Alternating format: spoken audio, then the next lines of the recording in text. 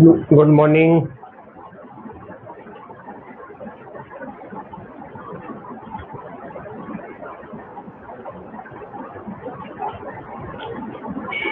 Audio video clear बेटा?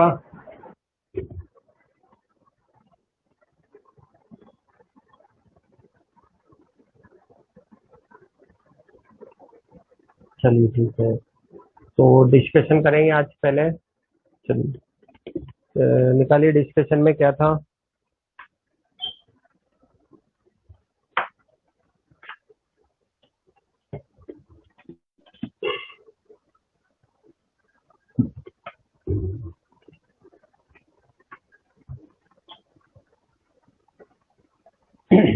NCERT भी थी यस। पहले तो डीपीपी कर लेते हैं फटाफट। डीपीपी और शीट करते हैं, फिर एनसीईआरटी पे भी आता हूँ मैं। चलिए डीपीपी अपने पास थी, पी पे डीपीपी नंबर 20 हमें करनी थी। चलिए इसमें बोलिए डीपीपी नंबर 20 में आंसर वगैरह तो सब मिल गए होंगे आप लोगों को, है ना? आंसर तो मिल ही गए बेटा, है ना? ठीक है, अब अपन शुरू करते हैं। क्वेश्चन नंबर 9 का डी ऑप्शन क्या हो गया? क्वेश्चन नंबर 9 के डी ऑप्शन में the graph of F x is never decreases. Decrease कैसे करेगा बेटा? ए की पावर एक्स या ए की पावर एक्स रूट एक्स का 1/2 एक्स, ऊपर 8x आ जाएगा ना, एफ डैश एक्स, तो 8x आ जाएगा। तो कभी डिक्रीज करेगा कभी इंक्रीज करेगा, 8x भी तो आएगा, तो कभी इंक्रीज कभी डिक्रीज करेगा।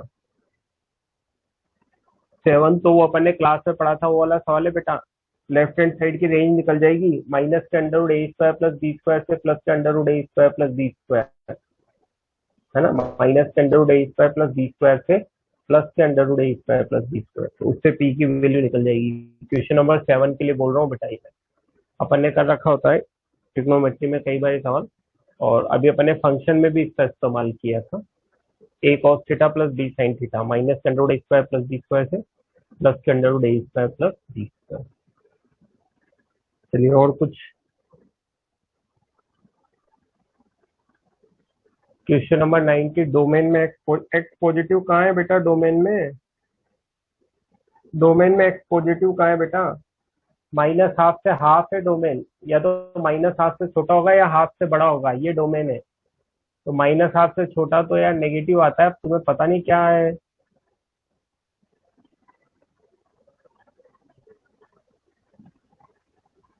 देखो तो सही यार ढंग से क्या करते हो।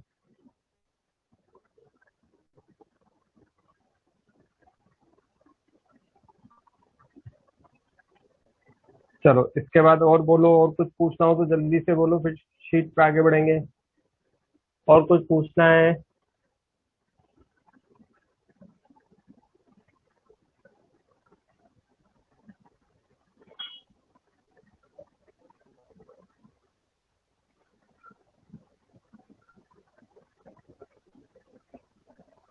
चलो शीट निकालो फिर, शीट निकालो बेटा। Exercise 2 part first.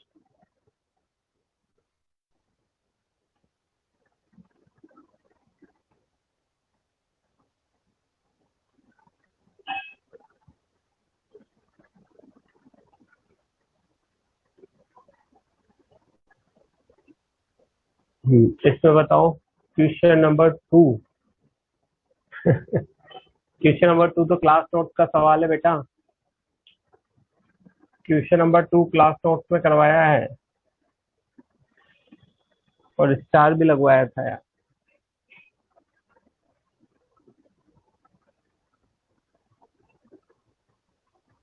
अच्छा 3 उससे हो जाएगा बेटा। अगर A B minus B A I दे रखा है, तो trace of A B minus B A बराबर ट्रेस ऑफ आई। अच्छा इसको ऐसे लिख सकते हैं, trace of A B minus trace of B A. अब ट्रेस ऑफ आई क्या होगी? देखो आई कोई से भी ऑर्डर का ले लो आप, कितने ऑर्डर का? एन ऑर्डर का है। तो ट्रेस आई के लिए क्या होती है? जैसे अगर मान लीजिए 1001, अगर 2 ऑर्डर का है तो ट्रेस 2 होगी, 3 ऑर्डर का है तो ट्रेस 3 होगी, एन ऑर्डर का है तो आइडेंटिटी मैट्रिक्स की ट्रेस कितनी होगी, एन। तो ये 0 बराबर एन आएगा तो हो ही नहीं पाएगा बेटा। अपन ने पढ़ा था ना, ट्रेस ऑफ ए बी और बी ए बराबर होती है अगर ए बी स्क्वायर मैट्रिक्स है तो। यस और नो, ऐसा लिखवाया था एक जगह प्रॉपर्टी में, ट्रेस ऑफ ए बी बराबर trace of B A.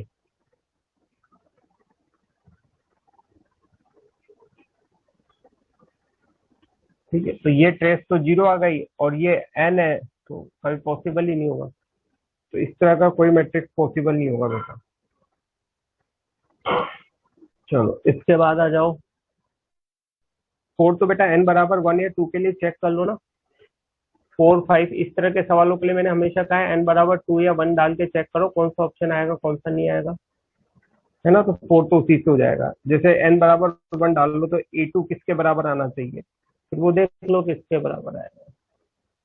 Best तरीका होता है इस तरह के एन वाले सवालों के लिए, तो है ना।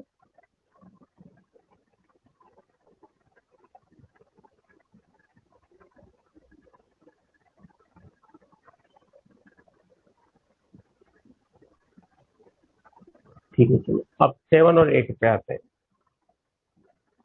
चलो तो 7 और 8 पे देखते हैं, 7 क्या कह रहा है उसको समझते हैं। और फिर 8 देखो, 8 तो फिर मैं बता देता हूँ, 8 तो आप उसी से करो, ये जनरलाइज है तो n बराबर 2 के लिए चेक कर लो। भाई अगर आप n बराबर 2 लोगे तो जनरलाइज है, तो अब आप देख लो A2 किसके बराबर हो रहा है किस ऑप्शन से। अच्छा तो n बराबर 3 के लिए कर लो, 2 के लिए तो सारे ऑप्शन सेम बन रहे, तो n बराबर 3 के लिए ए ऑप्शन क्या बनेगा, A3 बराबर ए ऑप्शन में तो क्या बन जाएगा 3a minus 2i, B option क्या बन जाएगा 3a माइनस आई, सी ऑप्शन क्या बन जाएगा 2 की power 2 4a minus 3i 2i, और डी ऑप्शन क्या बन जाएगा 4a माइनस आई। तो अब आप ए क्यूब निकाल के चेक कर सकते हो, A8 की बात कर रहा हूँ मैं बेटा पहले, है ना। पहले A8 की बात, क्वेश्चन नंबर 8 की बात कर रहा हूँ कि भाई 8 कैसे कर सकते हैं, तो उस पर बात चल रही है। तो 8 तो मैंने कहा एन बराबर जब भी आए तो ऐसा ही कुछ करना चाहिए, है ना। तो अब ए क्यूब को आप ऐसे लिख दो बेटा, ए स्क्वायर इंटू ए स्क्वायर की वैल्यू आपको दे रखी है 2a माइनस आई इंटू ए, 2a स्क्वायर मतलब आई ए से तो वापस ए आएगा बेटा। अच्छा इस ए स्क्वायर की वैल्यू वापस डाल दो बेटा, 2a minus I 4a minus 2i minus A 3a minus 2i, A option आ जाएगा। क्लियर है क्वेश्चन नंबर 8 सबको, एक बार यस और नो बोलना। क्वेश्चन नंबर 8 सबको क्लियर है या नहीं है। तो जब भी जनरलाइज आए इसी तरह करो 2 या 3 के लिए, इससे तुम्हारा आंसर भी आएगा और सही भी आएगा। और किसी तरीके से करने जाओगे तो टाइम भी लगेगा और जरूरी नहीं है क्वेश्चन पूरा हो, है ना। तो बेहतर यही है सबसे जो अपन ने किया है।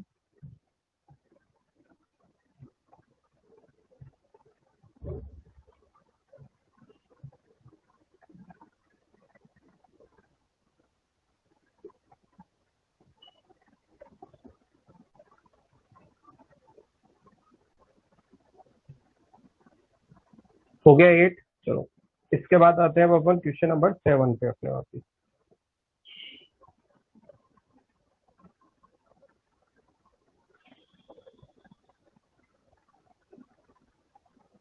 चलो तो 7 में आते हैं, फिर 7 को करते हैं बेटा।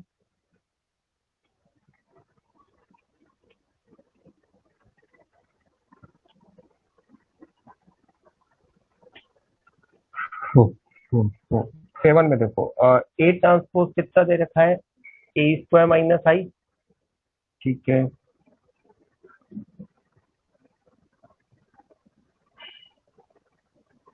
तो ए ट्रांसपोज का ट्रांसपोज कितना होगा बेटा, ए स्क्वायर माइनस आई का ट्रांसपोज, ये तो ए हो जाएगा, ये स्क्वायर का ट्रांसपोज हो जाएगा, ये आई ट्रांसपोज हो जाएगा। ये ट्रांसपोज और पावर अंदर बाहर आ सकती है, अपन ने पढ़ा था। इसको अगेन ए स्क्वायर लिख दिया बेटा, ये हो जाएगा A4 minus 2a square plus I minus I. सही लिखा? चेक करना एक बार, याद आएगा क्या?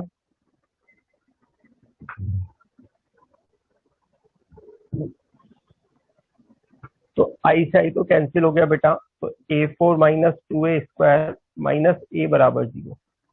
इसमें से a कॉमन ले लें बेटा, तो a³ माइनस 2a माइनस आई लिख देंगे यहाँ पर, है ना। a कॉमन ले लिया, आई लिख दिया बेटा, ए आई वापिस a हो जाता है।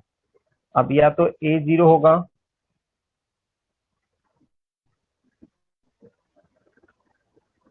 अब देखो सवाल में इसके लिए a 0 होगा तो डिटर्मिनेंट ऑफ a 0 होगा, इसके लिए तो सवाल वाले ने मना कर दी। तो वापिस इसी पे आ जाओ, इसी से करना है अब आपने को आगे। अब आगे जो करना है वो इसी से करना है।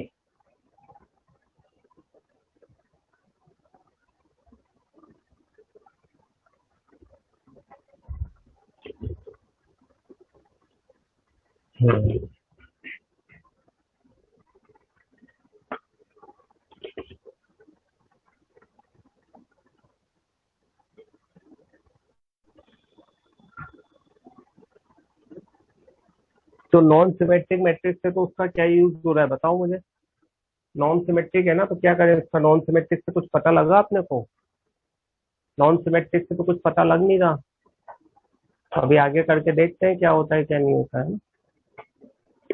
इसको देखो, इसको ऐसे लिख सकता हूँ, a³ minus a minus a minus I equal to 0। तो इसमें से a कॉमन ले लूंगा, तो ये a² minus I minus a plus I. a² minus I को क्या लिख सकते हैं? a transpose.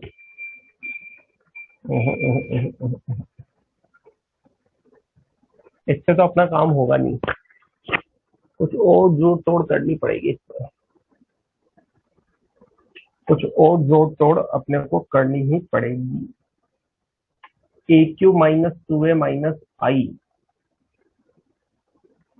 हम करना चाह रहे हैं इसका फैक्टर, तो इसको a ट्रांसपोज माइनस प्लस आई लिख दूंगा, a ट्रांसपोज प्लस आई।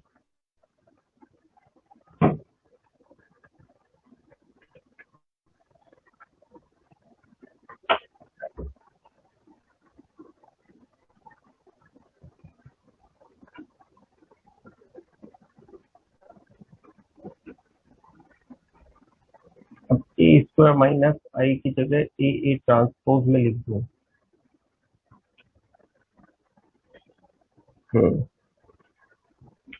बेटा सोल्व करने के अलावा तो कोई अल्टरनेट होगा नहीं, तरीका तो यही होगा, क्योंकि उसने एक इन्फॉर्मेशन दी है ना, तो अपने को ऐसे ही करना पड़ेगा।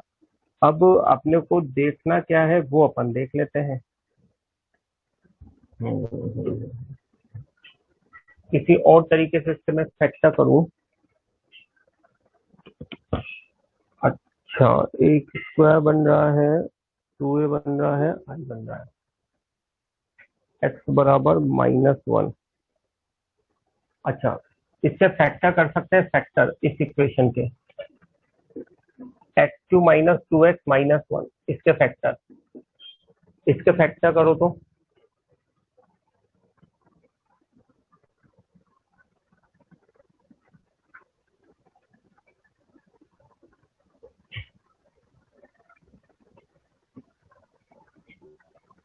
इसके फैक्टर करो, इसके फैक्टर।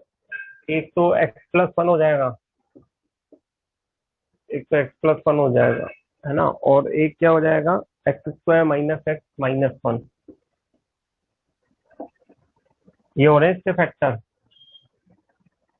हो रहे हैं कि नहीं हो रहे?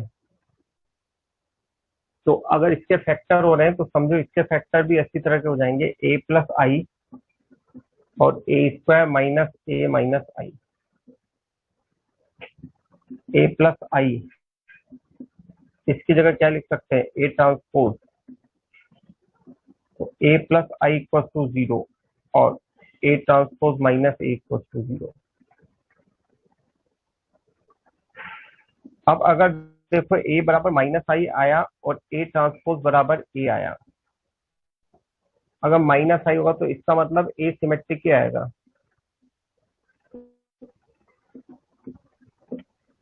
a क्या आएगा, सिमेट्रिक।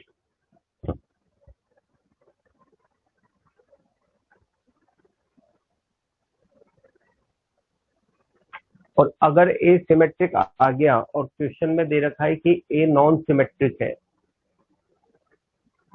क्वेश्चन में दे रखा है कि ए नॉन सिमेट्रिक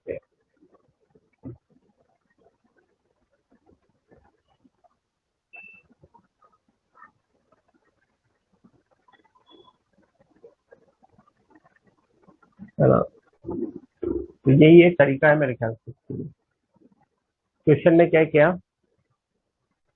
हाँ ऐसा कोई मैट्रिक्स एग्जिस्ट ही नहीं करेगा बेटा। हाँ, क्योंकि सिंप्लीफाई होके जहां तक भी जा रहे हैं ये सिमेट्रिक बता रहा है, और क्वेश्चन में इसको नॉन सिमेट्रिक दे रखा है, इसका मतलब इस तरह का कोई मैट्रिक्स एग्जिस्ट नहीं करेगा। एक बार दोबारा मैं समझा देता हूँ क्या किया मैंने। मैंने ये किया बेटा, ये दे रखा था, इसका ट्रांसपोज लिया, सिंप्लीफाई किया, तो एक ये 4 डिग्री, तो ये क्यूबिक बन गई, तो आइदर दिस जीरो और दिस जीरो। अब इस ये तो होगा नहीं, क्योंकि ये जीरो होगा तो डिटरमिनेंट ऑफ ए जीरो होगा, उससे मना कर दी। तो फिर मैंने इसको सोल्व किया, अब इसके फैक्टर कर लिए मैंने, इसके फैक्टर इससे कर लिए, जैसे ये फैक्टर होता है वैसे ये फैक्टर हो गया। बस वन की जगह आई लिख देते हैं, जैसे अपने वन है वैसे वहां मैट्रिक्स में आई हो जाता है। तो ए प्लस आई ए स्क्वायर माइनस आई बराबर 0। तो अब ये इसको ए स्क्वायर माइनस आई को वापस ट्रांसपोज लिख दिया, तो इधर दिस जीरो और दिस जीरो, बट इन दोनों केस में ए सिमेट्रिक हो गया। अगर ए आई बन जाएगा तो भी सिमेट्रिक होगा, और ए ट्रांसपोज ए है तो भी सिमेट्रिक होगा। जबकि क्वेश्चन में क्या दे रखा है, नॉन सिमेट्रिक, इसका मतलब कोई मैट्रिक्स एग्जिस्ट नहीं करेगा। चलो इसके बाद आ जाते हैं क्वेश्चन नंबर 9, तो हो गया होगा। अच्छा 9 तो मैंने बता ही दिया, मैंने 8 सोल्व किया था ये। अच्छा 8 सोल्व किया था मैंने, अच्छा सॉरी ये 8 है बेटा, क्वेश्चन नंबर मैंने गलत बता दिया, 8 है ये, और 9 मैंने पहले सोल्व कर दिया था, ये 8 है बेटा, है ना।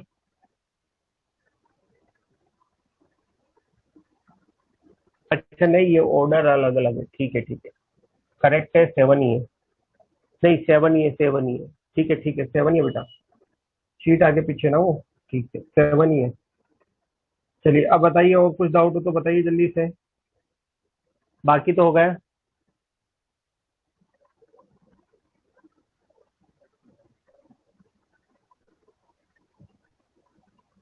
हो गए ये 1 to 9 में, और कोई डाउट तो नहीं किसी का, 1 to 9 में और कोई डाउट तो नहीं है किसी का। चलिए ठीक है, तो एनसीईआरटी निकालो फिर, एनसीईआरटी पे आ जाते हैं जल्दी से फटाफट। एनसीईआरटी निकालो 4.2 4.4, दो एक्सरसाइज थी।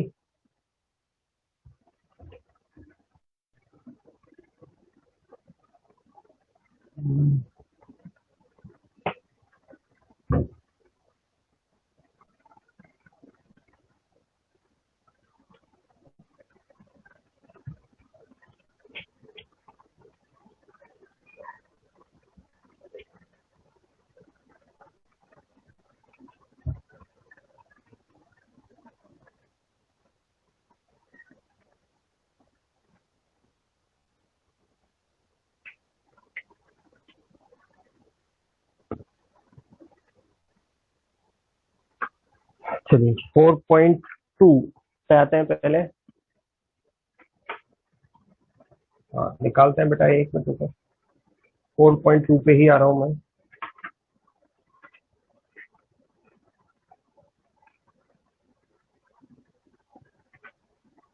चलिए 4.2 में आ जाइए बेटा,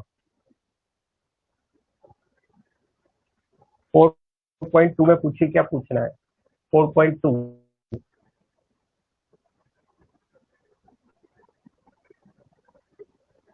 एक तो क्वेश्चन नंबर 5, 7 और 13।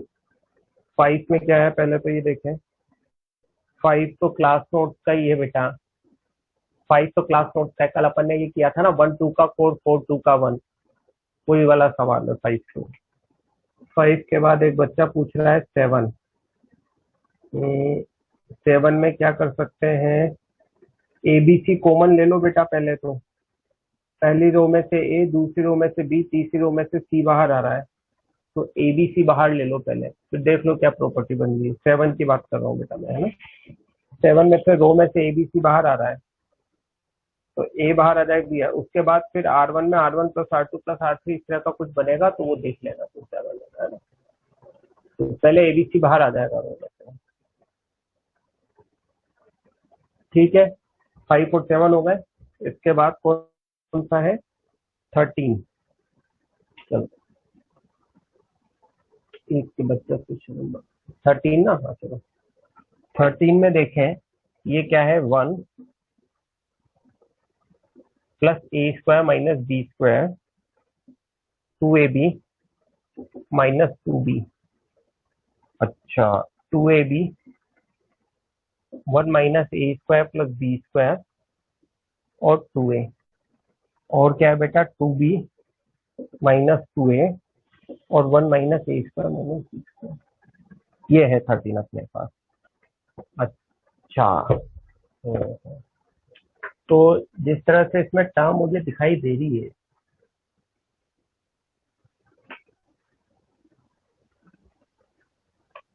To B minus 2A 1 minus A square minus B square. अच्छा अच्छा अच्छा अच्छा अच्छा।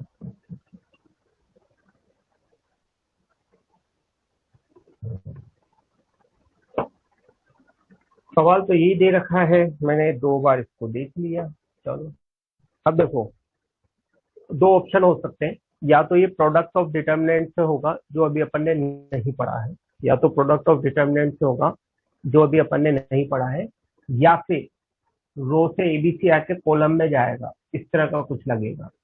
तो दोनों में से कोई ऑप्शन लगेगा, या तो प्रोडक्ट ऑफ डिटर्मिनेंट से होगा जो भी अपन आज पढ़ेंगे, और या फिर जैसे ये 2AB 2B इस तरह का दे रखा है ना, तो कॉमन लेके भी बन सकता है। ट्राई करता हूं मैं। पहले रो से मैंने बी बाहर ले लिया बेटा, है ना। पहली रो से मैं बी बाहर ले लेता हूँ। तो पहली रो से या फिर मैं कॉलम से बाहर ले लूँ। हाँ, मैं कॉलम से बाहर लेता हूँ। चलो पहले कॉलम से मैंने बी बाहर लिया बेटा। पहले कॉलम से मैंने बी बाहर लिया, तो 1 plus A square minus B square upon B. और ये कितना हो गया बेटा? 2A। और ये कितना हो गया? 2। दूसरे कॉलम से मैंने ए बाहर ले लिया, तो ये 2B हो गया। और आ गया बेटा, आ गया, आंसर ही आ गया। बस बस बस, आ गया, बस यही लगेगा इसमें। और ए आ गया, और ये -2A आ गया, -2 हो गया। बस बस बस, -2B 2A और 1 minus A square minus B square.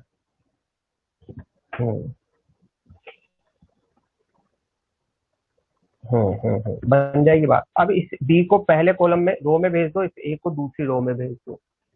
रो से आ रहा है, कॉलम में जा रहा है बेटा। तो अब ये पहले रो में चला गया, तो 1 plus A square minus B square, ये 2B स्क्वायर, और ये माइनस के 2B स्क्वायर। ए को दूसरी रो में भेज रहे हैं बेटा, तो 2A square 1 minus A square plus B square, और ये 2A स्क्वायर। करेक्ट है बेटा। ये 2, ये -2, 1 minus A square minus B square. अब देखो क्या लग रहा है, R1 में R1 plus R2 plus R3, या C1 में C1 plus C2 plus C3, ऐसा कुछ लग रहा है क्या, जिससे कुछ कॉमन बन जाए। अगर मान लो R2A स्क्वायर हो रहा है, तो minus A square plus B -1। कुछ ऐसा लगाना है। तो नहीं बैठेगा।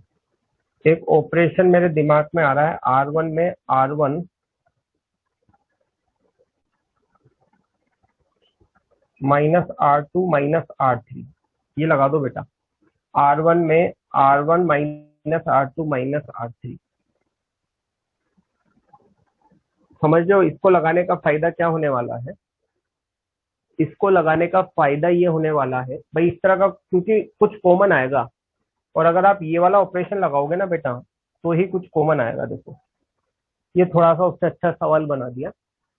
तो अब जैसे ही आपने लगाया, तो मेरे ख्याल से ये माइनस के 1 plus B square plus A square, यहाँ पे भी इसका माइनस हो जाएगा बेटा।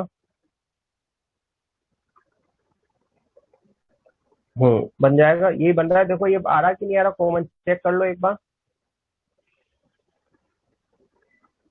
ये बन रहा है कि नहीं बन रहा है, यस और नो चेक करके बताओ। कुछ कॉमन आ रहा नहीं आ रहा, कुछ कॉमन आना चाहिए बेटा, तभी इस तरह का अब हो सकता है, कई बार प्लस की जगह माइनस भी लग जाए। चेक करो कॉमन आ रहा है कि नहीं आ रहा।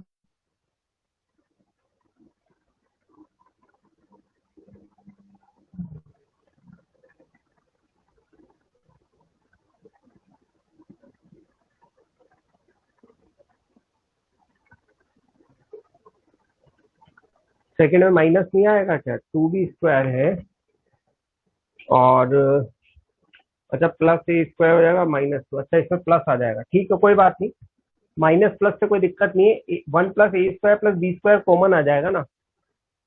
हाँ ठीक है कोई बात नहीं, बट ये कॉमन आ जाएगा 1 + a² + b², और अगर कॉमन आ गया ना फिर ठीक है ना, कॉमन आ गया फिर ठीक है। तो देखो मैंने इसको तुम्हें ऑपरेशन से बता दिया है।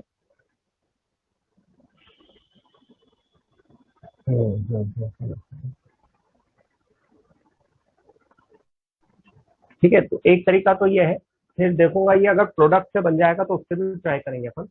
बहरहाल ये हो गया ना, सबका समझ में आ गया, ये कॉलम से ए लिया, दूसरे कॉलम से बी लिया, तो पहले दूसरे रो में भेज दिया, और जब भी इस तरह का ऑपरेशन लगता है तो कुछ R1 में R1 + R2 + R3, C1 में C1 + C2 + C3 लगता है। लेकिन प्लस की जगह यहाँ माइनस बना, क्योंकि अपना डिसाइड उसी हिसाब से करना है कि कुछ कॉमन आना चाहिए, तो वो माइनस से कॉमन आ रहा था तो माइनस लगा दिया मैंने। चलिए, और बताइए, बाकी तो हो गए होंगे इसके, बाकी हो गए।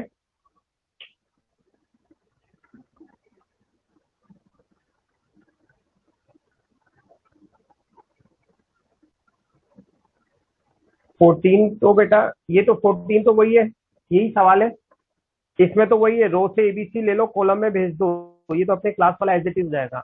14 तो वही है, पहली रो से ए, दूसरी रो से बी, तीसरी रो से सी, और कॉलम में भेज देना, और फिर यही R1 में R1 + R2 + R3 लगा देना, आ जाएगा आंसर।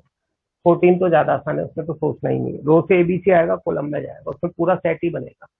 ये थोड़ा सा डिफिकल्ट था क्योंकि इसमें पूरा सेट नहीं बन रहा था, कॉन्सेप्ट तो वही लग रहा है लेकिन थोड़ा सा चेंज होके लग रहा है इसमें, तो ये थोड़ा अलग था, बाकी सब सवाल सेम है।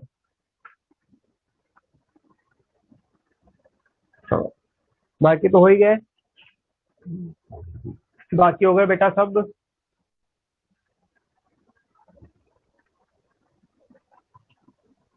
चलो क्लास नोट पे आ जाए, चलो क्लास नोट निकालो फिर। आज अपने को पढ़ना है बेटा प्रोडक्ट ऑफ डिटर्मिनेंट, आज हम पढ़ेंगे प्रोडक्ट ऑफ डिटर्मिनेंट। 4.3 में एरिया वाले हैं,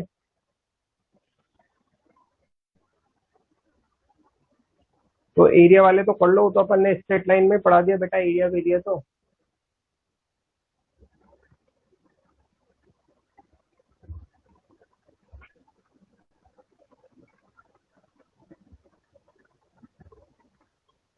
हाँ वो तो सारा एरिया में पढ़ा हुआ है, उसमें मेरे ख्याल से मेरे पढ़ाने लायक कुछ भी नहीं है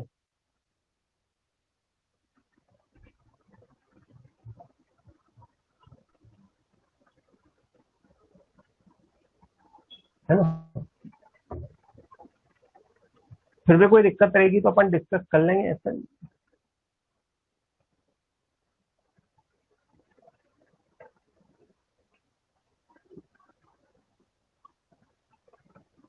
चले,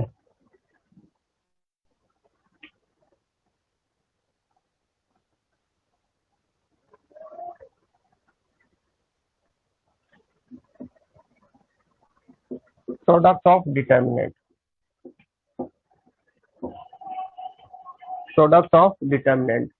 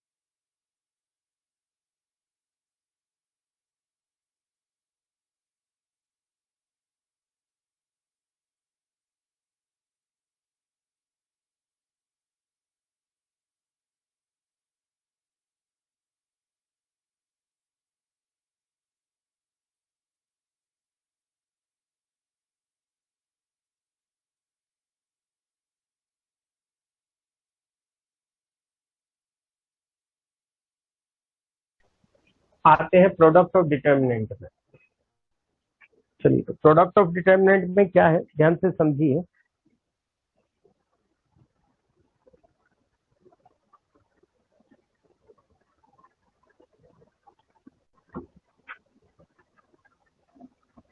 A1 B1 C1, A2 B2 C2, A3 B3 C3। और दूसरा डिटरमिनेंट मैंने ले लिया बेटा X1 Y1 Z1, X2 Y2 Z2, X3 Y3 Z3। इसका प्रोडक्ट हम ठीक वैसे ही करेंगे जैसा कि हम मैट्रिक्स में करते हैं, है ना। वैसे तो तरीके बहुत सारे होते हैं, लेकिन फिर भी हम मैट्रिक्स वाला ही अपनाएंगे ताकि हमें नई कोई चीज सामना ना करना पड़े। पहले वही फर्स्ट रो फर्स्ट कॉलम। तो फर्स्ट रो फर्स्ट कॉलम क्या होगा, A1 X1 B1 Y1 और C1 Z1। फिर फर्स्ट रो सेकेंड कॉलम, तो A1 X2 B1 Y2 और C1 Z2। फिर फर्स्ट रो थर्ड कॉलम, तो फर्स्ट रो थर्ड कॉलम, तो A1 X3 B1 Y3 और C1 Z3। ये हो जाएगा। फिर वही second row first column, A2 X1 A2 Y1 और B2 Y1 और B3 C2 Z1। पूरा करो इसको, पूरा कंप्लीट भर लो। फिर second row second column, second row third column, फिर third row first column, third row second column, third row third column. Complete करो इस डिटरमिनेंट को पूरा।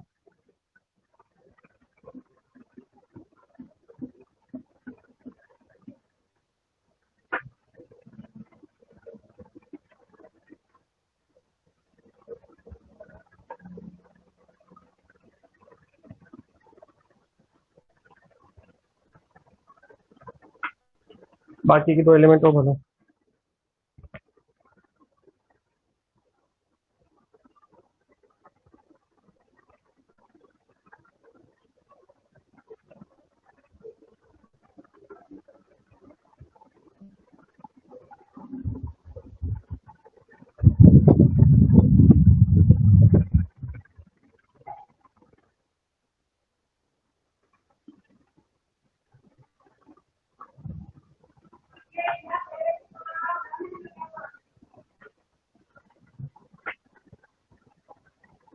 भर लिया बेटा, ठीक है।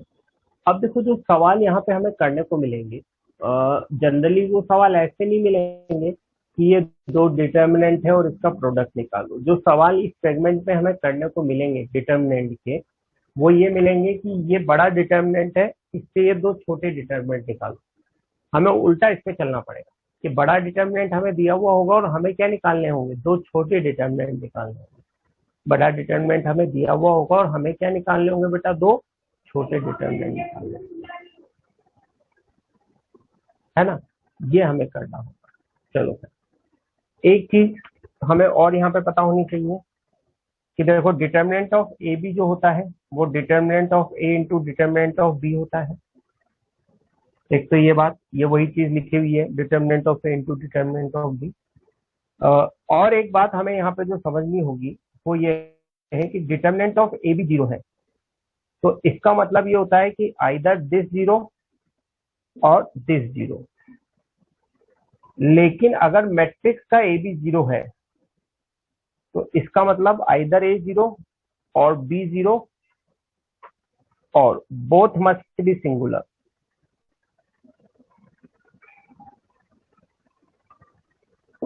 बोथ मस्ट बी सिंगुलर, ये क्या कहानी है वो समझो। देखो डिटर्मिनेंट ऑफ ए बी 0 है मतलब दिस 0 है, और इस 0 का मतलब तो आइदर दिस 0 और दिस 0। क्यों, ऐसे समझो, डिटर्मिनेंट ऑफ ए एक नंबर होता है, समझना इस बात को, मेरी बात को, कि डिटर्मिनेंट ऑफ ए तो एक नंबर है। तो अगर मैं कहता है कि दो नंबर का प्रोडक्ट 0 है, तो आप क्या कहते हैं, आइदर दिस 0 और दिस 0। तो अगर डिटर्मिनेंट ऑफ ए भी 0 है तो हम कह देते हैं आइदर दिस 0 और दिस 0, दोनों में से एक 0 होगा। लेकिन मैट्रिक्स का खेल क्या है बेटा, मैट्रिक्स के खेल को समझो। दो मैट्रिक्स का प्रोडक्ट 0 है तो मैट्रिक्स ए भी 0 हो सकता है, बी भी 0 हो सकता है। लेकिन मैट्रिक्स में ऐसा भी हो सकता है कि दोनों मैट्रिक्स 0 ना हो, तब भी प्रोडक्ट 0 आ जाए। दोनों मैट्रिक्स जीरो ना हो तब भी प्रोडक्ट क्या आ जाए, जीरो आ जाए। बहुत सारा, जैसे मैं एक एग्जांपल लूं, 1 3 -1 -3, एक ये मैट्रिक्स ले लिया मैंने, एक ले लिया मैंने 1 1 2 2। आप इसका प्रोडक्ट देखो बेटा मैट्रिक्स में, 1 -1 0 0 0 0, जीरो मैट्रिक्स आ गया। इन दो मैट्रिक्स का प्रोडक्ट जीरो आ रहा है, ध्यान से देखो। हाँ। लेकिन क्या ये मैट्रिक्स जीरो है? नहीं, मैट्रिक्स जीरो नहीं है बेटा। क्या ये नल मैट्रिक्स है? नो। क्या ये नल मैट्रिक्स है? No. But product null matrix है।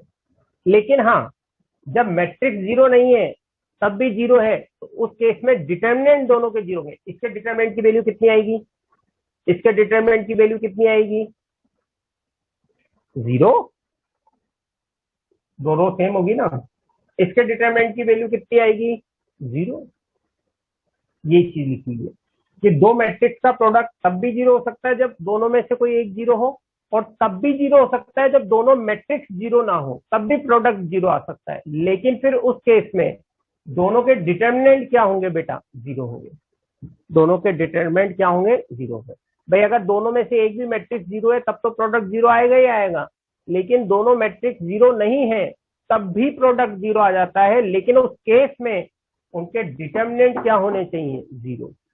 यस और नो। ये मैट्रिक्स और इसके बारे में एक अंतर था, दोनों में डिफरेंस है ना। जो भी डिफरेंस वाली चीज होती है मैं हमेशा आपको लिखवाता हूँ कि मैट्रिक्स में ये मतलब है, जैसे मैंने आपको याद हो तो वो कांस्टेंट वाली प्रॉपर्टी में भी लिखवाया था कि डिटर्मिनेंट से जब कांस्टेंट बाहर आता है तो k की पावर n बाहर आता है, अगर n बाय n ऑर्डर का है तो, और मैट्रिक्स से बाहर आता है तो सिर्फ k बाहर आता है। तो ये डिफरेंस है मैट्रिक्स और डिटर्मिनेंट के प्रोडक्ट में, इसको थोड़ा सा ध्यान रखना, इस पे कई बार काम में आ जाता है। तो इसलिए मैंने यहाँ पे दोनों चीज लिखे, डिटर्मिनेंट जीरो है, मैट्रिक्स जीरो है, तो उसका क्या मतलब है।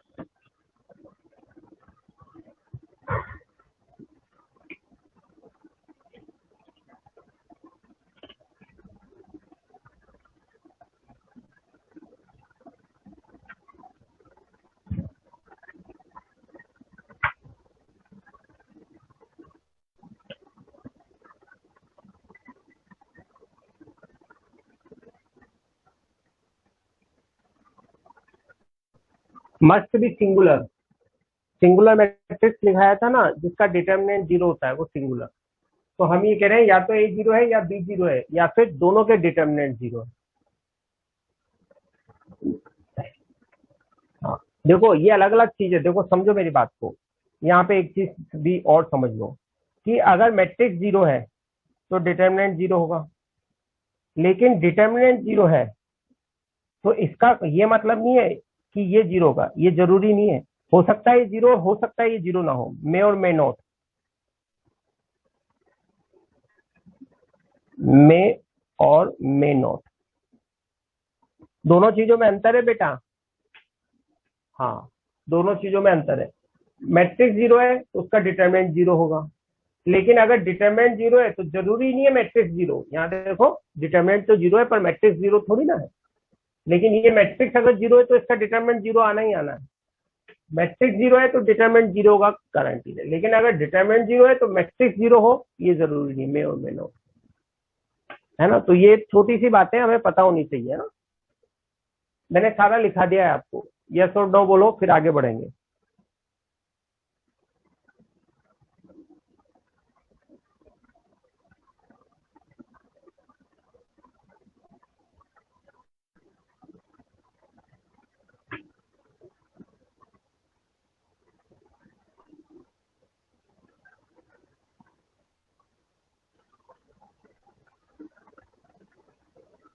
हाँ, बाकी सब तो सेम है यार। ये देखो कितने बड़े बड़े कलाकार हमारे बीच में हैं, इन लोगों को मैं अप्रिशिएट करना चाहूंगा। ये बच्चा पूछ रहा है कि ये मैट्रिक्स लिख रहे हो या डिटर्मिनेंट लिख रहे हो। भाई तुम धन्य हो बेटा, मैं 10 बार बोल चुका हूँ कि ये डिटर्मिनेंट है, मैट्रिक्स है, डिटर्मिनेंट है, मैट्रिक्स है। इस पे सिंबल लग रहा है, इस पे सिंबल नहीं लग रहा है, यहाँ पे लिख रहा हूँ, फिर भी पूछ रहे हो कि डिटर्मिनेंट है या मैट्रिक्स है। बहुत बढ़िया बेटा, बहुत बढ़िया बच्चे हो आप, और बहुत टैलेंटेड हो बेटा, बहुत टैलेंटेड हो। बहुत ही बढ़िया बेटा, बहुत अच्छा सवाल आपने पूछा है। और मैं ये है ऋतुराज। बहुत बढ़िया बेटा, बहुत अच्छे बहुत अच्छे, शाबाश बेटा। इसी तरह मेहनत करते रहो।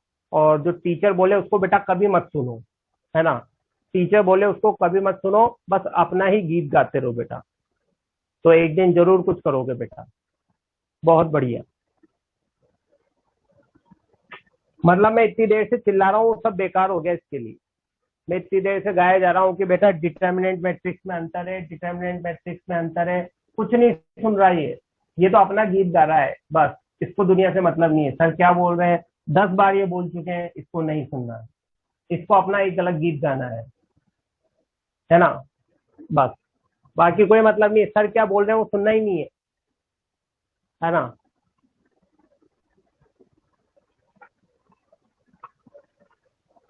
वाह भाई ऋतुराज, गजब किया तुमने।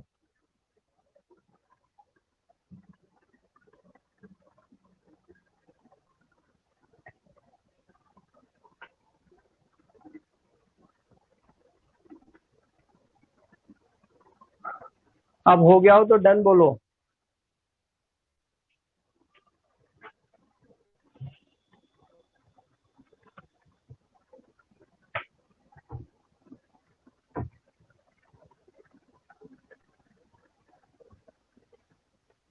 अरे यार, तुम्हारे चक्कर में काम की चीज हटा दी मैंने यार। तुम लोग भी, एक बात है, कई बार ऐसा दिमाग डाइवर्ट करते हो कि काम की चीज ही हटा देता है टीचर यार। अब दोबारा लिखना पड़ेगा मुझे यार।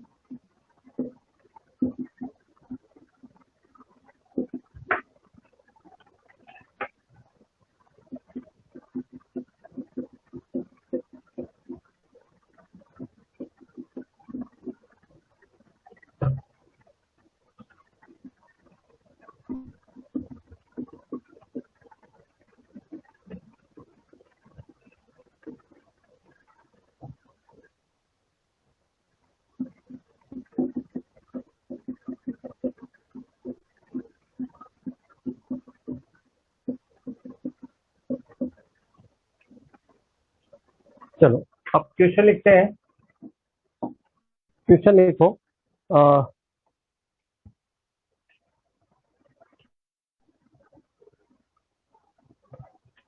Convert the determinant into product of two determinant.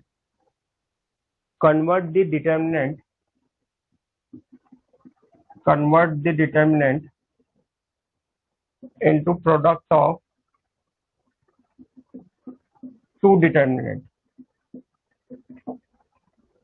convert the determinant into product of two determinant 1 plus ax का स्क्वायर 1 plus ay का स्क्वायर 1 plus az का स्क्वायर 1 plus bx का स्क्वायर 1 plus by का स्क्वायर 1 plus bz का square 1 plus cx का square 1 plus cy का square 1 plus cz का square. इस डिटरमिनेंट को हमें दो डिटरमिनेंट के प्रोडक्ट में ब्रेक करना है। Convert the determinant as product of two determinant. अब ध्यान दो कैसे करते हैं। इस डिटरमिनेंट को मुझे दो डिटरमिनेंट के प्रोडक्ट में ब्रेक करना है, तो सबसे पहले तो मैं इसके होल स्क्वायर को ओपन कर लेता हूँ। सबसे पहले तो मैं इसके होल स्क्वायर को ओपन कर लेता हूँ। तो 1 plus 2x plus x a square x square 1 plus 2ay plus a square y square 1 plus 2az plus a square z square 1 plus 2bx plus b square x square 1 plus 2by plus b square y square 1 plus 2bz plus b square z square 1 plus 2cx c square x square 1 plus 2cy c square y square और 1 plus 2cz और c square z square। अब इससे दो determinant बनाने बेटा। अब ध्यान से समझना मैं क्या समझाने की कोशिश कर रहा हूँ। आपको क्या करना है, कैसे हम दो डिटर्मिनेंट बनाएंगे वो समझो थोड़ा सा ध्यान से। देखो अब आप समझना, यहाँ देखो आपको ये A1 B1 C1 नजर आ रहा है, A1 B1 C1 नजर आ रहा है और A1 B1 C1 नजर आ रहा है। तो ये A1 B1 C1 वो होता है जो यहाँ से फर्स्ट रो बनती है ना, ये A1 B1 C1। तो आप ऐसे देख सकते हैं, यहाँ से क्या कॉमन नजर आ रहा है आपको, 1 2a और A², 1 2a और A², 1 2a A²। तो यहाँ पे आपने लिख दिया बेटा 1 2a और A²। यस और नो, ये स्टेप समझ में आई नहीं आई सबको, यस और नो बोलना है बेटा। आपने देखा पहली रो से क्या कॉमन आ रहा है, आपने देखा पहली रो से क्या कॉमन दिख रहा है, 1 2a A², 1 2a A², 1 2a A²। तो जो पहली रो से कॉमन दिखेगा वो 1 2a 2a²। अब आप बता सकते हो दूसरी रो से इसी तरह क्या कॉमन नजर आ रहा है, दूसरी रो से इसी तरह क्या कॉमन नजर आ रहा है, बता सकते हो दूसरी रो में से क्या कॉमन नजर आ रहा है, 1 2b B²। देखो आ रहा होगा 1 2b B², 1 2b B², 1 2b B², 1 2b B²। और तीसरी रो से क्या कॉमन आ रहा है, 1 2c C²। हाँ, तो जो रो से कॉमन दिखेगा आपको उससे तो ये एक में डिटर्मिनेंट बन गया। रो से कॉमन देखो पहले, फर्स्ट रो से क्या common, first row, second row से क्या common, second row, third row से क्या कॉमन, थर्ड रो। हो गया ये बन गया, सबको क्लियर है, एक बार यस और नो बोलो। ये बन गया, सबको क्लियर है, यस और नो बोलो। यहाँ से देख रहे हैं अपन कि भाई A1 B1 C1, A1 B1 C1, A1 B1 C1।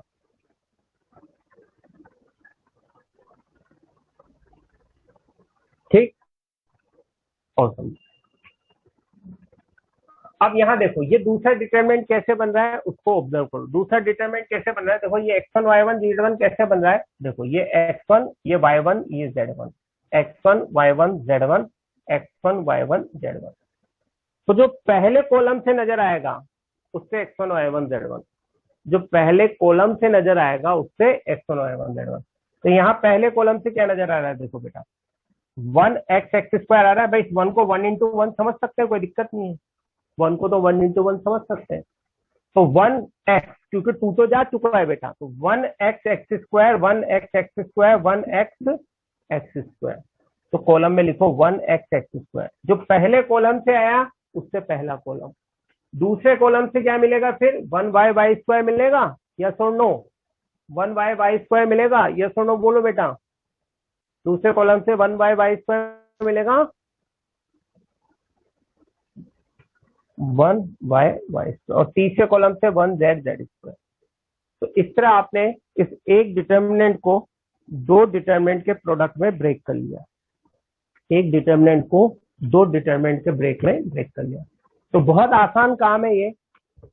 रो, पहली रो से जो कॉलम पहली रो, दूसरी रो से जो कॉमन दूसरी रो, तीसरी रो से जो कॉमन उससे तीसरी रो। फिर पहले कॉलम में देखो, पहले कॉलम से कॉलम, दूसरे से कॉलम, तीसरे से कॉलम।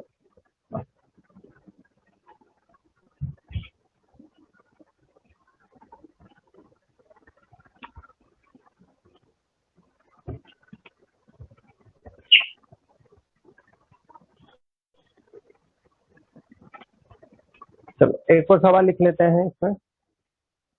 प्रूव दैट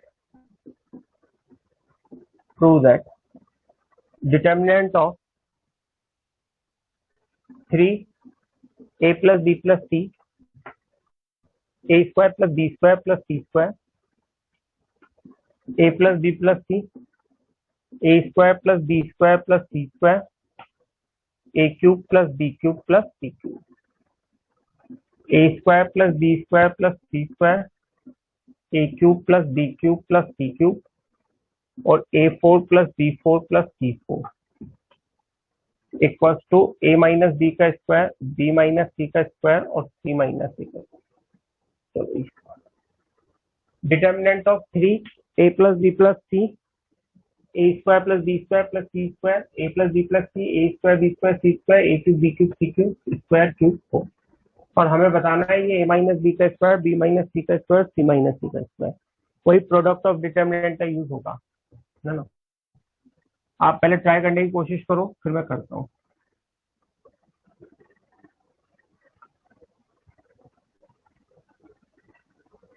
अभी 2-3 सवाल करेंगे बेटा, एकदम क्लियर हो जाएगा ये ना।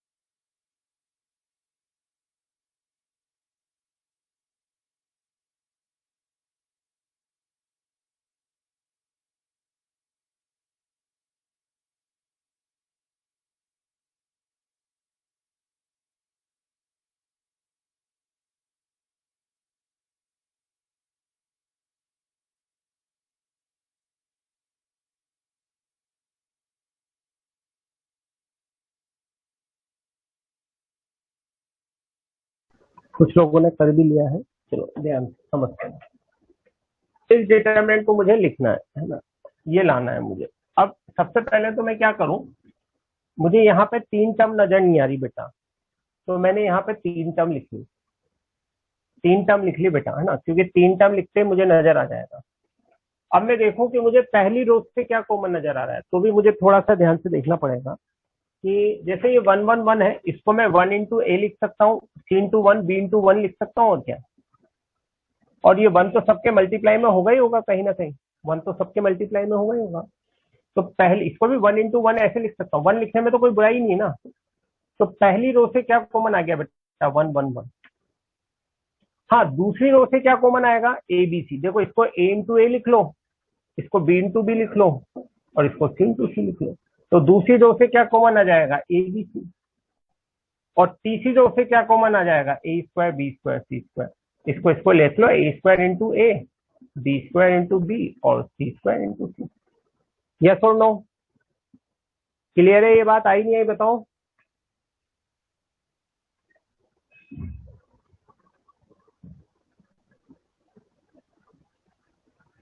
अब इसी तरह पहले कॉलम से क्या आएगा बेटा, पहले कॉलम से अब वही 1 1 1 ही आएगा इसमें से, तो 1 1 1। इसमें से देखो, ये 1 1 1 जा चुका है तो एबीसी बचा, इसमें से एक एबीसी जा चुका है तो एबीसी बचा, इसमें से A² B² C² चला गया, भाई ये चला गया था ना, इसमें से ये चला गया था, इसमें से ये 1 1 गया था, तो ABC ABC ABC ABC C² B²। और ये तो अपन जानते हैं, ये इसका ट्रांसपोज है, ये एक तरह से ए और ए ट्रांसपोज लिखा है, तो इसको ऐसे भी लिख सकते हैं 1 1 1 एबीसी और A²B² C² का। और ये भी अपन जानते हैं इसका डिटरमिनेंट क्या होता है, A-B B-C C-A। स्टैंडर्ड है, हमने याद रखने की डिसाइड किया था, स्टैंडर्ड है। ये ए और ए ट्रांसपोज है, तो ए का स्क्वायर लिख दिया, क्योंकि value of a determinant and its transpose are same. Determinant and its transpose.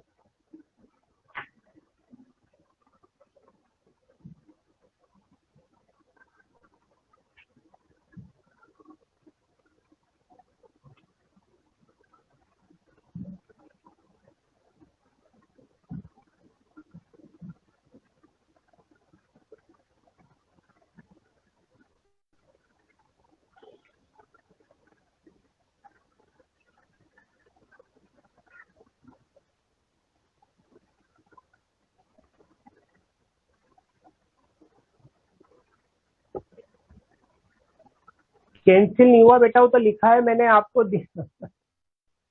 कुछ लोग तो ऐसा लगता है कि बड़े होना ही नहीं चाहते।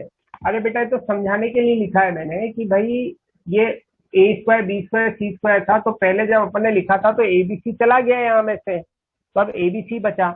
ऐसे यहाँ से ए स्क्वायर बी स्क्वायर सी स्क्वायर जा चुका है, तो एबीसी बचा। समझाने के लिए लिखा है बेटा, कैंसिल कहाँ कर दिए यहाँ।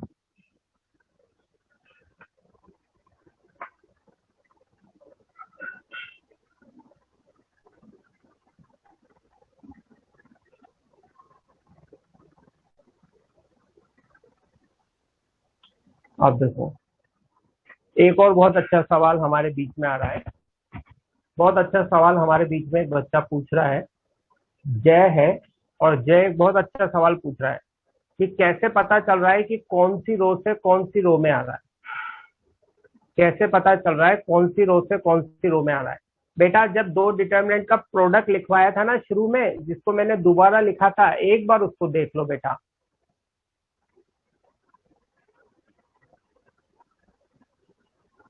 एक बार उसको देखो, जय देखो बेटा, एक बार उसको देखो, जो अपन ने शुरू में लिखा था उसको देखो। तो उसमें तुम्हें नहीं दिख रहा A1 B1 C1 पहली रो में जा रहा है। तो पहली रो से जो कॉमन आ रहा है उससे पहली रो, दूसरी रो से जो कॉमन आ रहा है उससे दूसरी रो, और तीसरी रो से जो कॉमन आ रहा है उससे तीसरी रो। ये रो वाला बन गया। फिर पहले कॉलम से जो कॉमन आ रहा है उससे पहला कॉलम, दूसरे कॉलम से जो कॉमन आ रहा है दूसरा कॉलम, और जो तीसरे कॉमन से कॉमन आ रहा है उससे तीसरा कॉलम। वो इसलिए तो दोबारा लिखा था मैंने। आया समझ में।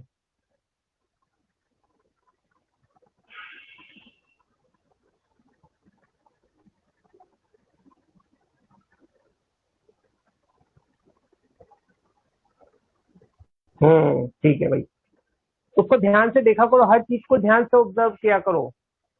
जो मैं बोल रहा हूँ उसको सुनना भी ध्यान से करो। मैं बोल रहा था पहली रो से जो कॉमन आया उससे पहली रो, दूसरी रो से जो कॉमन आया उससे दूसरी रो, तीसरी रो से जो कॉमन आया उससे तीसरी रो, पहले कॉलम से जो कॉमन आया उससे पहला कॉलम, ऐसे बोल रहा था मैं। दूसरे कॉलम से जो कॉमन आया उससे दूसरा कॉलम।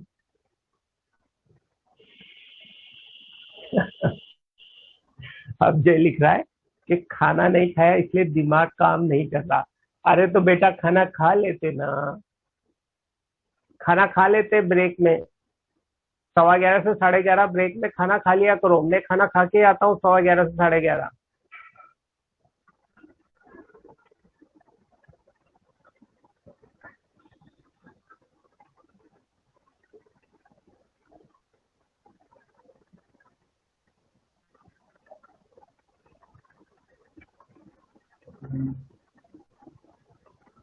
खाना खा लेना चाहिए, 11 11:30 सही टाइम होता है सुबह का खाना खाने का।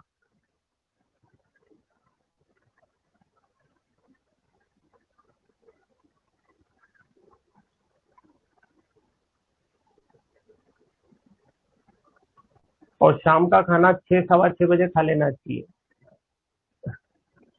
अब मैं 6 6:15 की बोलूंगा तो कुछ लोगों को हंसी आएगी, अच्छा 6 बजे खाना खा लेना चाहिए, तो फिर 10 बजे क्या करना चाहिए।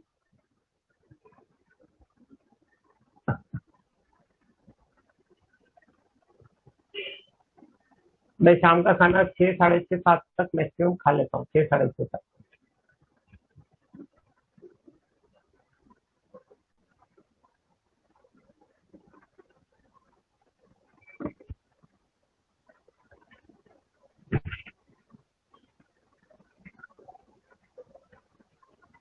अच्छा सही है। सोता कितने बजे हूँ? 10 10:30 तक सो जाता हूँ मैं। 10 10:30 के आसपास सोने का टाइम रहता है। और सुबह 5:30 के आसपास, 5:30 हो जाती है आजकल तो उठने का टाइम है। नहीं नहीं नहीं, 5:30 तक उठता हूँ, 5 5:30। उससे जल्दी नहीं उठता।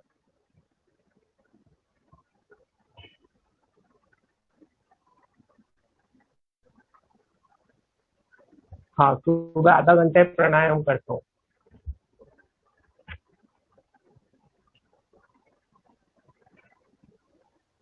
तुम्हारी तो बात है।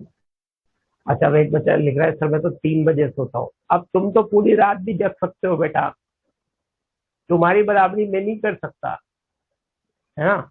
मैं तुम्हारी बराबरी नहीं कर सकता हूँ यार, तुम तो पूरी रात भी जग सकते हो, तुम टैलेंटेड हो, है ना। हाँ तुम टैलेंटेड हो, तुम कुछ भी कर सकते हो, लेकिन मेरी उम्र हो गई है ना। हाँ तो मुझे क्या टाइम से सोना उठना पड़ता है।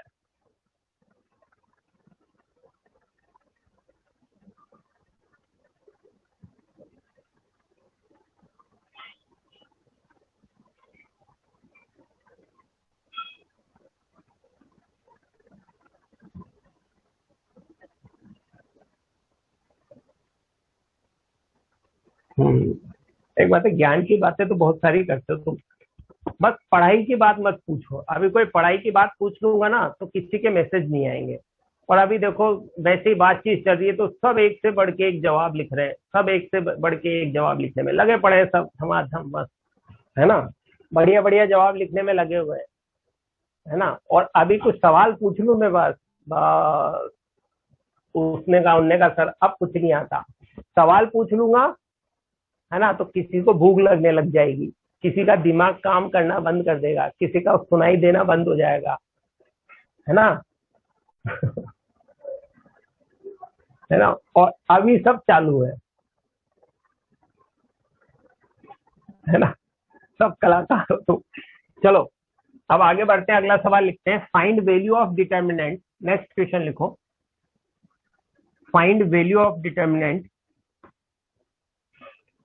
Find value of determinant, find value of determinant cos A minus P, cos B minus P और cos C minus P. Cos A minus Q, cos B minus Q और cos C minus Q. Cos A minus R, cos B minus R और cos C minus. इस determinant की value निकालनी है बेटा। Find value of determinant, question यही है। Find value of determinant cos A minus C B minus C C minus C, cos A minus Q B minus Q C minus Q, cos A minus R B minus R और C minus R. इस determinant की value निकालनी है बेटा।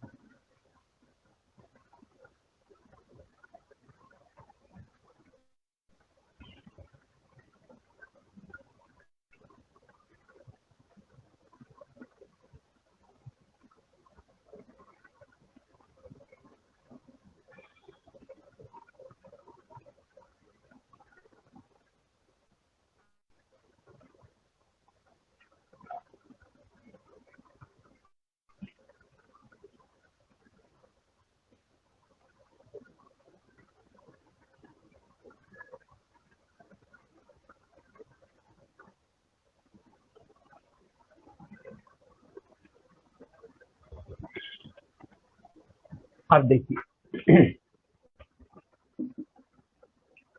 Formula लिखते हैं, cos है cos T plus sine है साइन टी।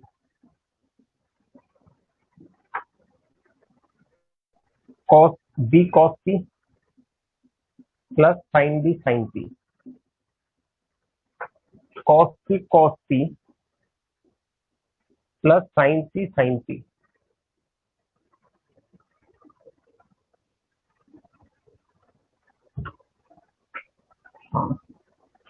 कॉस है कॉस क्यू प्लस साइन है साइन क्यू।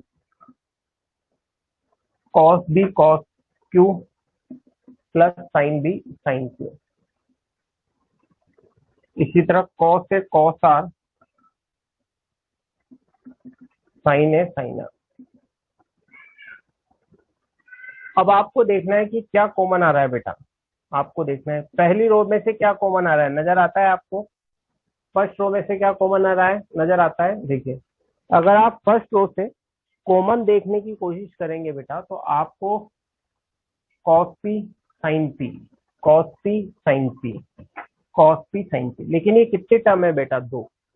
जबकि टर्म तो तीन होनी चाहिए क्योंकि 3/3 का है, ये 3/3 का है तो वो भी 3/3 का है। तो अब ध्यान क्या दो, एक टर्म की हमें यहाँ पे जरूरत है, हम जीरो ऐड कर देते हैं। जीरो ऐड तो कर सकते हैं अपन, तो उससे तीसरी टर्म हमें क्या नजर आ जाएगी, cos P sine P zero. इसी तरह सब में जीरो ऐड करते जाओ बेटा, सब में जीरो ऐड कर दोगे तो दूसरे में से क्या नजर आ जाएगा, cos Q sine Q zero, और तीसरे में से कॉस आर साइन आर। अब इसकी दो जीरो है तो ये जीरो का, फिर भी आप चाहो तो दूसरा लिख सकते हो, हालांकि ये नहीं भी लिखो तो आपका काम हो रहा है, और लिखना चाहो तो लिख लो। पहले कॉलम से क्या कॉमन आ जाएगा, cos A sine A zero, cos A sine A zero, cos B sine B zero, और कॉस सी साइन।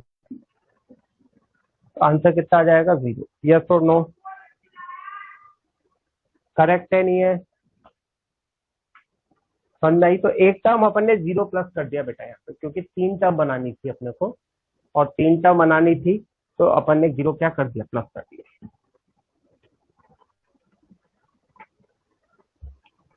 चलो दो तीन तरह के सवाल प्रोडक्ट ऑफ डिटर्मिनेंट में बनते हैं। एक तो इस टाइप के सवाल बनते हैं प्रोडक्ट ऑफ डिटर्मिनेंट में, जिसमें आपको एक बड़े डिटर्मिनेंट से दो छोटे डिटर्मिनेंट बनाना होता है।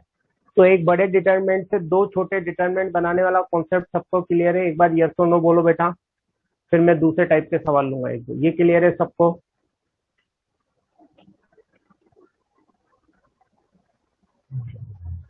ठीक है, दूसरे टाइप के जो सवाल बनते हैं वो कुछ इस तरह के सवाल बनते हैं।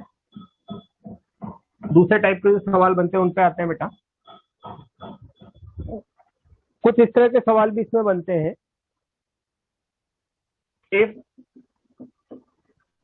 मैट्रिक्स ए कितना है आपके पास, अल्फा टू टू और alpha, matrix A equal to alpha two two alpha,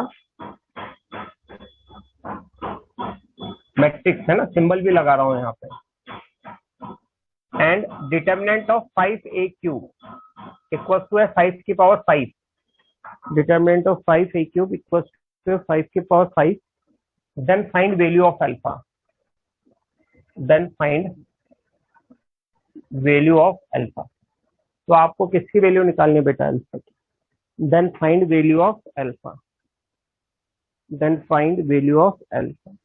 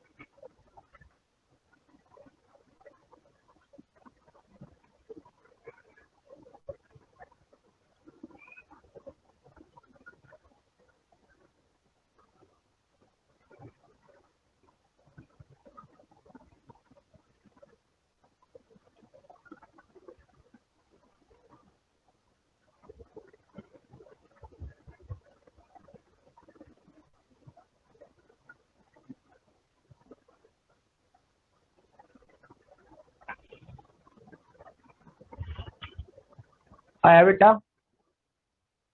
answer आया इसका। डिटर्मिनेंट ऑफ 5 a की क्यूब इक्वल्स टू 5 की पावर 5। अब समझना मेरी बात को बेटा, ये 5 इस डिटर्मिनेंट से बाहर आएगा, 5 इस डिटर्मिनेंट से बाहर आएगा, तो ये डिटर्मिनेंट कितने ऑर्डर का बनेगा, 2/2। तो अगर ये 5 इस डिटर्मिनेंट से बाहर आएगा, डिटर्मिनेंट 2/2 का है, तो ये 5 की पावर 2 बाहर आएगा बेटा, क्योंकि डिटर्मिनेंट कितने बाई कितने का है, 2/2 का है। अगर 3/3 का होता तो 5 की पावर 3 बाहर आता। यस और नो, यस और नो, क्योंकि 2/2 का डिटरमिनेंट है, इसलिए 5 की पावर 2 बाहर आया। 3 की पावर 3/3 का होता तो 5 की पावर 3 बाहर आता, है ना। चलो, फॉर्मूला लिखाया था ना अपने, k की पावर n बाहर आता है, ठीक है।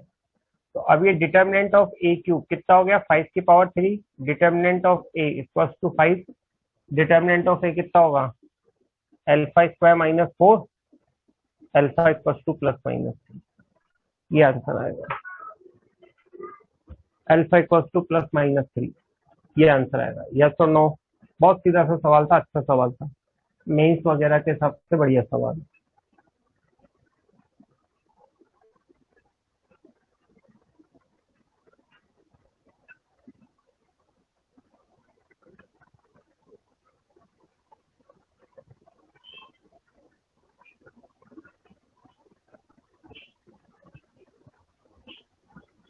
जैसे ये दे रखा है आपको, ए ट्रांसपोज आई दे रखा है बेटा, तो डिटर्मिनेंट ऑफ ए ट्रांसपोज बराबर डिटर्मिनेंट ऑफ आई। ये डिटर्मिनेंट दोनों पे अलग अलग लग जाएगा, डिटर्मिनेंट ऑफ आई 1 होता है बेटा, ये भी डिटर्मिनेंट ऑफ ए हो जाएगा।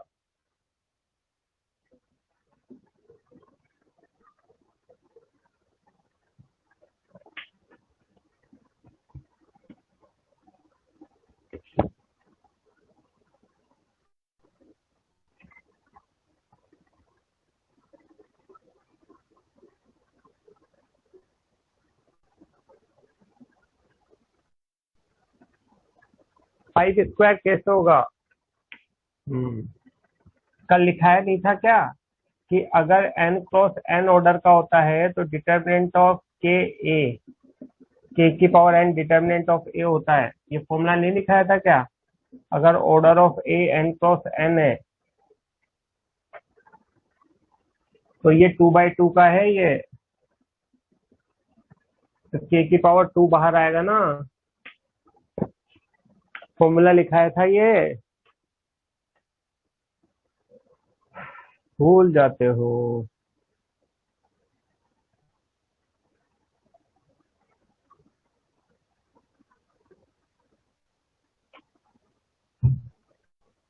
एनसीईआरटी में भी था ये एक्सरसाइज 4.2 में इस तरह का सवाल, फिर वो तो करके ही नहीं आए होंगे।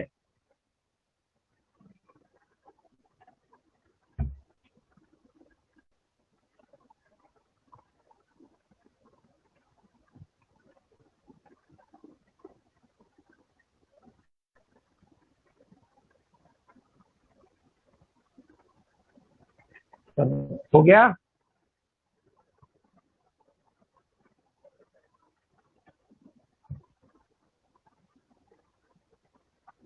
चलो, अब कल करेंगे कुछ और सवाल, है ना।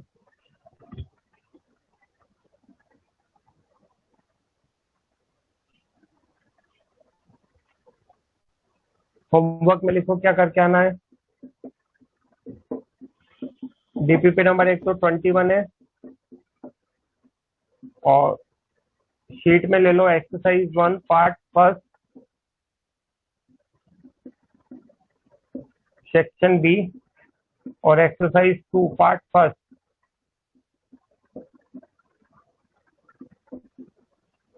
Question number 10 to 14।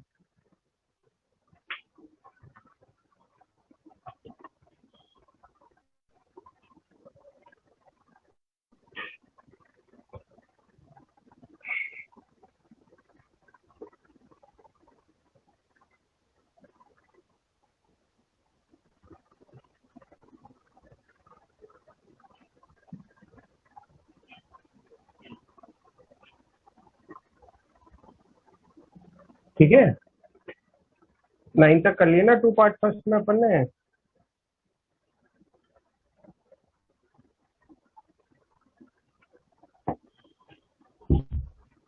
ठीक है, तो 3 चीजें कल डीपीपी नंबर 21 भी कर लेंगे, एक्सरसाइज 1 पार्ट फर्स्ट का सेक्शन बी भी कर लेंगे, एक्सरसाइज 2 पार्ट सेकंड में क्वेश्चन नंबर 10 to 14 भी कर लेंगे।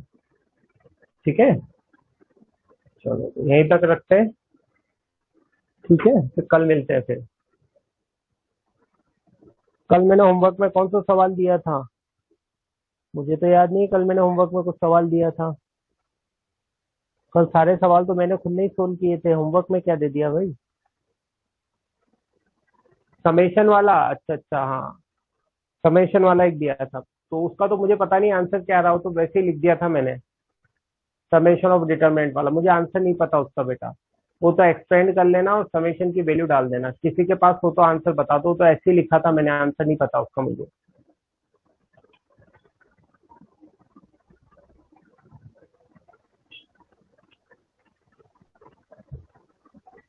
चलो ग्रुप पे भेज देगा, जिस बच्चे ने सोल्व किया है वो ग्रुप पे भेज देगा, ग्रुप पे देख लेना उसको सोल्यूशन। डिटरमिनेंट एक्सपेंड करना है, फिर जैसे समेशन आर या समेशन आर स्क्वायर है, तो सीक्वेंस सीरीज में जैसे समेशन लगाते हैं वैसे समेशन लगाना है। ग्रुप पे भेज देना, मैं चेक कर लूंगा, यस और नो बोल दूंगा सोल्यूशन से, है ना। ग्रुप पे भेज देना, मैं चेक कर लूंगा सही है कि नहीं है। चलिए ठीक है, तो क्लोज करें बेटा मीटिंग।